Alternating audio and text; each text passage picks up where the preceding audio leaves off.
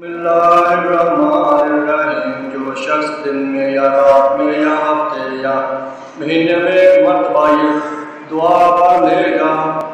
اور وہ اس دن یا رات یا ہفتہ یا مہینے میں مر گیا تو اس کے گناہ ضرور بخشے جائیں گے۔ اللہم انت ربی لا الہ الا انت خلقتنی وانا اعبدک وانا علی عہدک ووعدک ما استطعت اعوذ بک من شر ما صنعت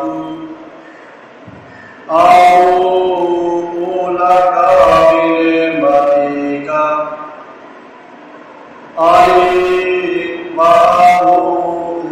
بذنبی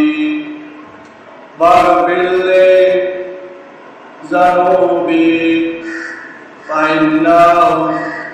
لا يغفر الذنوب إلا أنت